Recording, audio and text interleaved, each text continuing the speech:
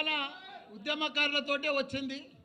అందులో ఎంతోమంది ప్రాణత్యాగం చేసిండ్రు. దాని ఫలితమే ఈరోజు మనకు తెలంగాణ వచ్చింది.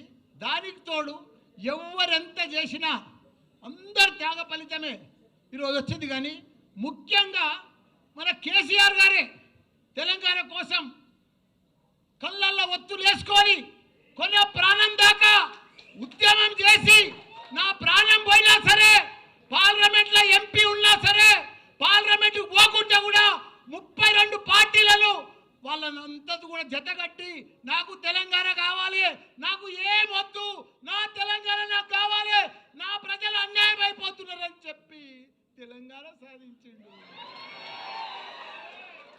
సాధించినాక దాన్ని వదిలిపెట్టలే తెలంగాణను. తెలంగాణ రాకముందుకు మన పరిస్థితి ఏముండే? నీళ్లు లేకుండే, కరెంటు లేకుండే, ఒక గురుకుల పాఠశాలలు లేకుండే, ఒకరికి ఉద్యోగాలు లేకుండే, ఏమీ లేకుండే. పంట వండినా పంట కొనేటోడు దిక్కు లేకుండే. అసలు తెలంగాణను తీసుకొచ్చి అలా ప్రపంచంలో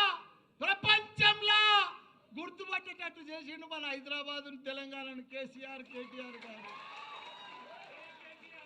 అసలు చూడు ఎసుంటి తెలంగాణను సాధించాడు. 10 ఏళ్లల్లో భారతదేశంలో 29 రాష్ట్రాలల్లో ఆదర్శ రాష్ట్రంగా తీసుకొచ్చిన ఘనత మన తెలంగాణ రాష్ట్రం, మన కేసీఆర్. ఇవాళ ఆయనను పట్టుకొని ప్రపంచంలోనే ఎత్తైన లిఫ్ట్ ఇరిగేషన్ ప్రాజెక్టు కట్టిందంటే కాళేశ్వరం మన కేసీఆర్.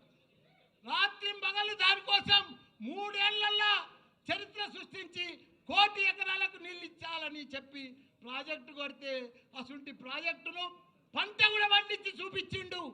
3 లక్షల కోట్ల మెట్రిక్ టన్ల ధాన్యం పండించి చరిత్ర సృష్టించిండు భారతదేశంలో. ఒకనాడు పంట అంటే హర్యానా ఉండే, పంజాబ్ ఉండే, అవన్నీ కూడా తలదండ లెక్క తెలంగాణ రాష్ట్రంలో పంట వండి చూపించిండు. ఈరోజు అసలు తెలంగాణను వాళ్ళ దుర్యోధనుల చేతులకు పోయింది, కౌరవుల చేతులకు పోయింది. ఆ చేతులకు పోతే ఎంత ఘోరము ఎంత పాపము. వాళ్ళకు పరిపాలన వస్తలేదు, వాళ్ళకు అడ్మినిస్ట్రేషన్ వస్తలేదు, వాళ్ళకు అవగాహన లేదు, వాళ్ళకి ఏమీ లేదు.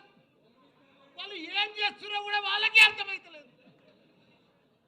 పంట వండుతుంది, కొనే దిక్కు లేరు, మొలకలు వెళ్తున్నాయి. ఇవాళ ఎవరన్నా సుఖంగా ఉన్నారా? ఎవ్వరు సుఖంగా లేరు. ఒక రైతు సుఖంగా లేడు, రైతు బంధువు లేదు, రైతు ఇది లేదు, ఒక వ్యాపారాలు లేవు. బంగారం దుకాణంలో కూడా 1,00,000 రూపాయల ధర అయింది కానీ కొనేటోడు లేడు. బట్టల వ్యాపారాలు లేవు, ఎక్కడ కూడా భూముల బేరాలు లేవు, ఏ బేరం లేదు. మొత్తం దరిద్రమైపోయింది తెలంగాణ. అంత దరిద్రం చేసి బంగారం అసలు తెలంగాణ. నాది కూడా ఏముందన్న, అందరు బాగుంటేనే నా తన పైసలు కడతారు కదా. ఇప్పుడు అందరు బాగా పంటలు పండి పైసలు వస్తేనే కదా నాకు బాగా అడ్మిషన్స్ జరుగుతాయి. అంత ప్రాబ్లం ఉంది. భయపడేది ఏం లేదు. 3 ఏళ్ళు లోపుకే పట్టుండ్రి. 3 ఏళ్ళు అయితే మన రాజ్యమే వస్తుంది, మన కేసీఆరే వస్తాడు. మనకు ప్రాబ్లం లేదు. ఎందుకంటే వాళ్ళ గోయి వాళ్ళే తవ్వుకుంటున్నారు.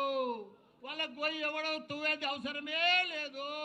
కాబట్టి వాళ్ళు ఇంత ఘోరం చేస్తారని ప్రజలకు అర్థమైపోయింది. మేము ఎంత అన్యాయం అయిపోయినాం. ఊర్లో పడితే కానీ సిటీలో కానీ ఎక్కడ చూడు, అమెరికాలో కూడా బాధపడుతున్నారు. మన రజోత్సవం సభకు ఎంత ఇలా పొద్దుగాల అయితే ఎంత సక్సెస్ఫుల్ అయింది. ప్రతి పౌరుడికి, ప్రతి ప్రజలకు, ప్రతి ఒక్క వ్యాపారానికి, ప్రతి రైతుకు, ప్రతి కుల సంఘాలకు, ప్రతి ఒక్కరికి అర్థమైపోయింది మళ్ళీ మా కేసీఆరే కావాలని. అందరు రోడ్డు మీద పడ్డారు. వాళ్ళు ఏం చెప్పినా మాయ మాటలే చెప్తున్నారు. అన్ని మాయ మాటలే చెప్తున్నారు. టైంపాస్ మాటలు చెప్తున్నారు. టైంపాస్ పరిపాలన చేస్తున్నారు. వాళ్ళు ఇట్లనే పొద్దు కూడా కొట్టేస్తారు. ఈ 3 ఏళ్ళు అందరికి అర్థమైపోయింది. వాళ్ళు ఏమి ఇయ్యరు. పెద్దగా ఇస్తామని ఇంత పెద్ద లిస్ట్ చెప్పారు కానీ ఒక్క లిస్ట్ కూడా కంప్లీట్ చేయరు. వాళ్ళు చెయ్యలేరు. వాళ్ళతో కాదు, వాళ్ళతో పరిపాలనే కాదు. అట్టర్ ఫ్లాప్ అయిపోయింది ఈ ప్రభుత్వం. కాబట్టి మీరు కూడా ఒక సైనికుల లెక్క ఇది మంచి టైం వచ్చింది, మీకు కష్టపడాలి. అప్పుడు కేసీఆర్ సార్ ఎట్లా కష్టపడ్డాడో మీరందరూ కూడా అప్పుడు ఎవ్వరు లేకుండా ఒక 5-6 మనుషులే ఉండే. అప్పుడు తెలంగాణ వచ్చేటప్పుడు. ఇప్పుడు ఇంతమంది ఉన్నారు, 60 లక్షల మంది మన సభ్యత్వం ఉంది. మనం అందరం కూడా కష్టపడితే రేపు లోకల్ బాడీస్లో కానీ ప్రతి దాంట్లో మనమే గెలవాలి. ప్రజలు మన వైపు ఉన్నారు, కానీ వాళ్ళని మలుపుకోవాలి, చెప్పాలి. లీడర్ మన